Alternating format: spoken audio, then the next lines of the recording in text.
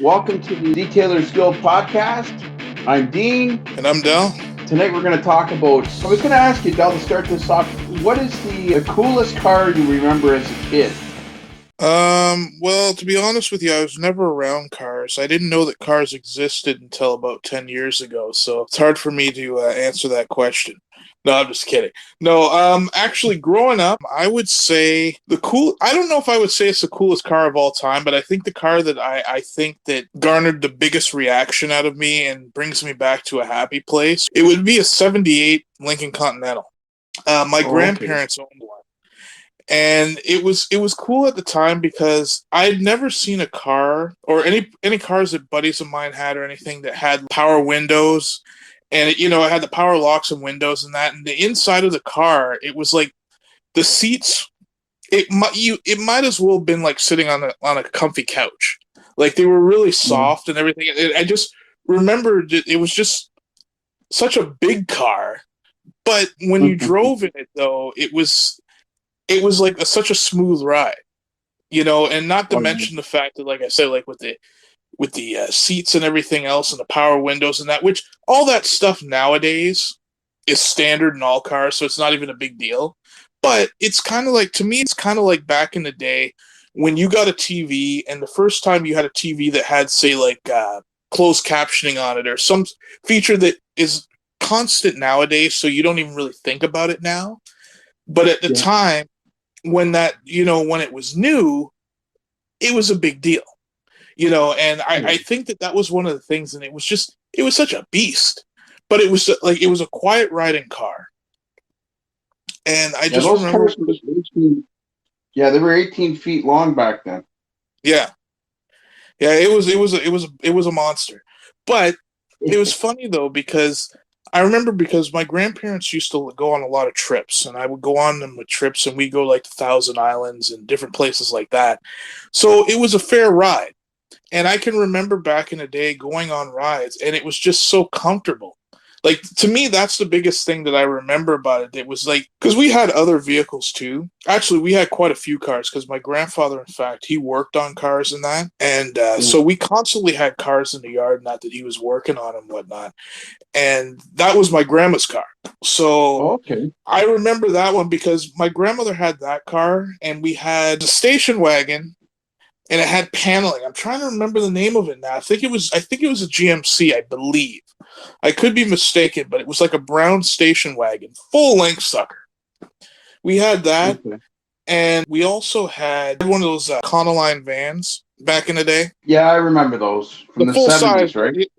Yeah, we had one of those suckers too. So we had different cars in there, and I remember my grandma also had a Mercury Cougar as well later on. Like, she had that car before she had the Lincoln, although we still had it for a while, and then she had an accident with it, so we had to write that one off. We always had big cars. Like, I remember up until probably I was like around 10, and then all of a sudden we got smaller vehicles, but we had some big cars, and I just remember, just for the power that they had, and it was just something about it. I mean, by today's standards, I mean, obviously the return of the big vehicle is back, in the sense of like with a lot of the SUVs and that now.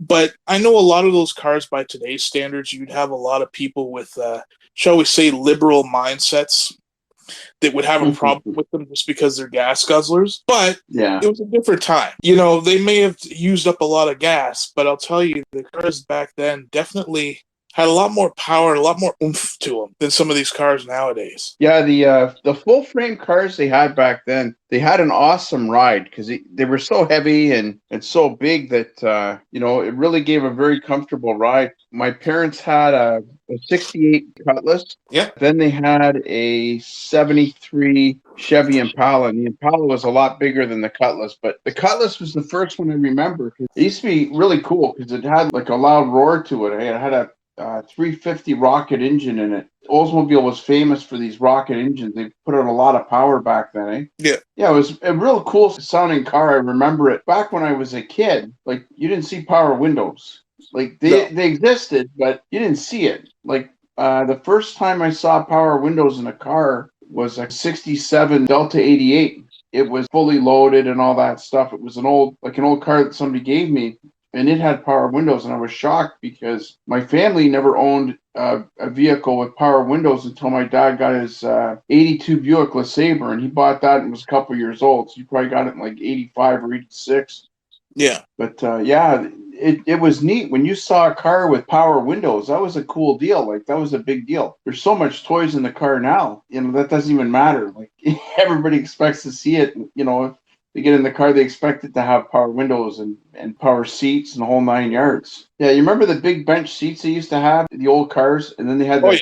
the split bench with Yeah. the big armrest in the middle. That was very comfortable, man. Because I Our drove station wagon actually had that. yeah, I had a '76 Delta 88 later on, and it was a beast. We played around with the motor and stuff. I was a young kid, we played with the motor and beefed it up, and the inside was so comfortable, man. Like no matter what speed you were doing, it just rode like a coach on wheels. Like you couldn't get Yeah. more comfortable, man, driving that thing. I have a lot of cool vehicles in our family. When I was younger, we had a Capri RS back in the '70s. My mom had a '78 Capri RS. I wasn't a big Ford fan. Like I like the Mustang, like everybody does, right? I like the '60s Mustangs and stuff like that. But I wasn't really a huge Ford fan. But that car there was pretty cool. Like I liked it because the styling was a little. I thought it was a little sportier looking than the actual Mustang. Back in the day. No, absolutely. One of your favorite cars, even if you guys didn't own it, like what cars did you like back in that time period? The late '70s, early '80s. Well, one car that I would say that I liked, especially like the look of it, and that was, I mean, the Charger back in the day, I thought was a cool car. And I mean, Ooh, being a movie fan back in the day, it's like remember movies with Steve McQueen and whatnot. It was just Bullet, yes. yeah, It was it was a cool car at the time, and even the El Camino, there was yeah, something about it. But what? I think that time period in general, where you had a lot of the muscle cars that came out. I mean, there's a reason why people like to restore them in that today, because they have a lot of character to them, and they had power as well. And I mean, oh, if yeah. you look at it, a lot of the cars nowadays, it's now technically you could argue that maybe they're better than some of the cars back then, and some of the fact that we think that they're great has to do with nostalgia, which is fair. But the problem that I see nowadays is it seems like there's less of a. It seems almost to me as if it's more about all the bells and whistles than like as far as like the extra stuff. Like, okay, you know what? This car has Wi-Fi and this, that, and the other stuff. That okay, it's fine that it's in the car, I guess, but it really doesn't have anything to do with driving. Oh, So yeah. yeah, it might have all these little bells and whistles, but then when you look at it from a performance standpoint, compared to say an older car, it doesn't stack up. Yeah, the cars back then were a lot tougher. Like you take a '68 Camaro, or you take a '68 Mustang, or even an Oldsmobile, or even like you mentioned the Charger. Those were tough cars, man. They had chrome all over them, full Yeah. frame. Well, the Camaro and the Mustang were unibody, but they still had like a lot more frame than the cars today. The cars today are very, very thin. Like if you sat on the hood of a car today, you're going to crease the hood. Like those cars back in the day, you could lean on them. They You used could to have, dance. oh man, they used to have models laying on the hood. Yeah. And you didn't have to worry about the hood caving in on it. Today, man, if you tried that, the car would collapse. Like it wouldn't withstand it, eh? And like even the motors, like back, like my brother and I, when we started working on cars back when we were kids, like we could work on those cars on our own. Just all you needed was back in the day, it was a Chilton's or a Haynes manual, right? And you'd flip through it, and you could fix anything with that book, eh? Yeah. Because it was so simplistic compared to today. Like today, you have to, download all this crap, and you have to check all these sensors and set up fuel injection. You got to set all these things up on the motor. There's a lot more crap involved today than it used to be. Like before, if you had a screwdriver, you could tune your engine up. You can't do that today. Like that just doesn't exist. You need to be able to plug it into to an actual handheld computer that adjusts everything in the car and gives you feedback and lets you know exactly what's going on with the engine or the exhaust system or even the braking system. It gives you alerts today, like it tells you, if stuff is failing on the car. They're very advanced, but that's the thing too. You have to be a lot more technical today to work on that stuff. Yeah, absolutely. And I think to me, I always kind of thought that part of that was the fact that back in the day, you had a lot of people, like you said, all you need was a screwdriver or whatever else, or, a manual, and you could look it up. Oh yeah. Well, the problem is, if you're able to do that, the one thing that it doesn't do is it doesn't allow for them to have you come to their dealership or whatever and pump money in there because, yeah, you might go if you're a person who knows how to do it, but you just don't have the time. Yeah. But if you're somebody who's resourceful, you might be like, you know what? Hey, I don't mind getting a little dirty here. I'll do it myself and save a bunch Yeah. of money, and so it's almost as if they've made it in such a way now that, yes, it is great that you can plug it into a computer and it can give you diagnostics that maybe would have taken a lot longer to be able to find than before. But the problem is you have to have a specific machine to be able to run that. And Oh, the yeah. average Joe isn't going to have that diagnostic machine in their garage. You know what I mean? So it's like it kind of kills the do it at home mechanic, for anything other than just like basic repairs. Yeah, you know what? We can even tie this into detailing, because with all the advancements inside the car now, back in the day when I was a kid, you could take a pail of soap and water and you could clean all the inside of the car. You could, wash the outside of the car and all that. Today, it's different. I mean, you've got high-tech paint processes, you've got electronics everywhere inside that car, and you need the high-tech tools to clean it safely. Like if you try and detail a car old school, your chances of wrecking stuff inside that car is a lot more. And not even to mention, if you put a ceramic coating on a car, I mean, you put a coating on a car, that's very involved. You have to know what you're doing. And even if you successfully apply a coating, you still have to know how to maintain it. And, that's a whole different thing in itself. Like the cars are becoming a lot more involved today, I noticed. Like there's a lot more training involved, and you have to have a lot more knowledge about products you're using and different tools that you need to do the job. It's not simple like it used to be, back in the 70s and the 80s. Those days are gone. No, it's definitely changed. And I mean, it's a lot more involved than what it used to be. Although I would argue that to a certain point, I think that some of it's really unnecessary. Like, I mean, yeah, it's good that you're able to do these things, but at the same time, it just really makes me wonder if it's almost a way of making the car so you become dependent. Like back in the day, you could buy say a bike or whatever, and as Yeah. long as you were willing to take the time to oil the chain, whatever you had to do, Hmm. you could basically, if you didn't care about having the latest model per se and you just wanted to work good for you could have the same bike or whatever it was for 10 years, 15 years. Same with cars. If you didn't care about having a new model every 5 years, in theory, you could have a car 10, 15 years and then, be good with it.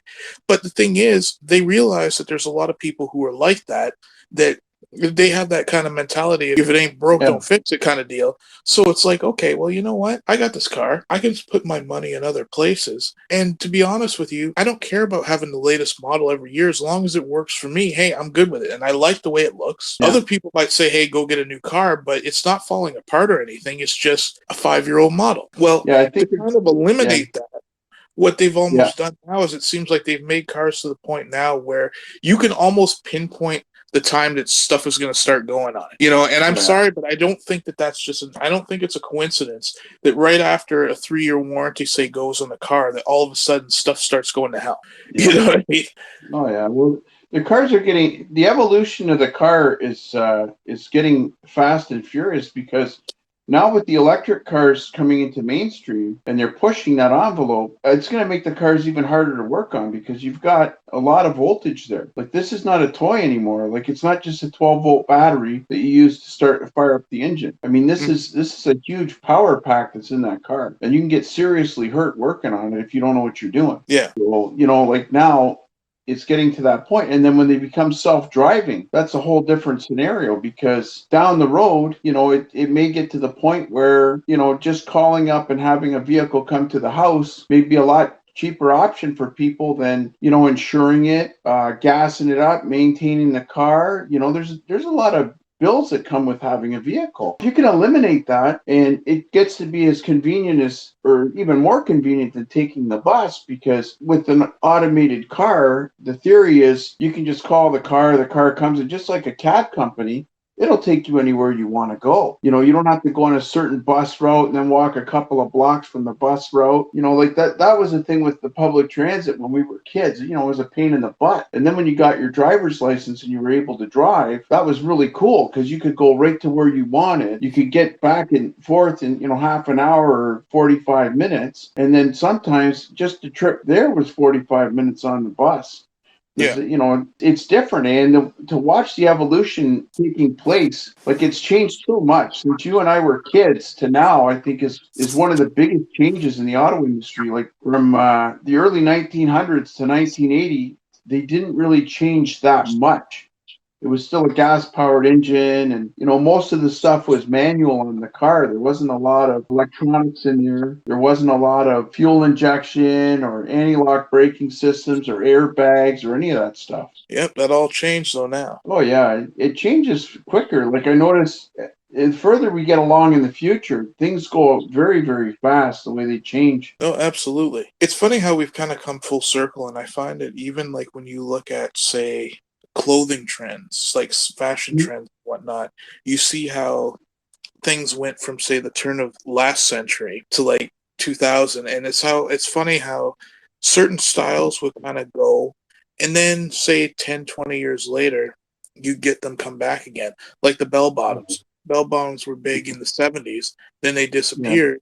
And then in the late 90s, early 2000s, they kind of came back again, and even knickers and stuff like that. They kind of came, but then all of a sudden, you kind of put a fresh spin on it, and they're back again.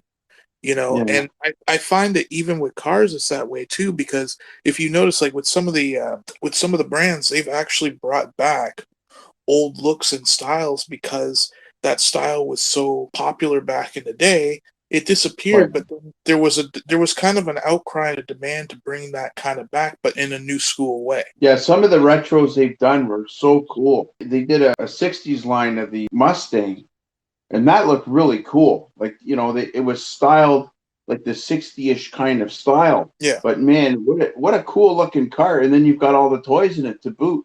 That's a huge selling point. Yeah. Well, it's cool. Go ahead.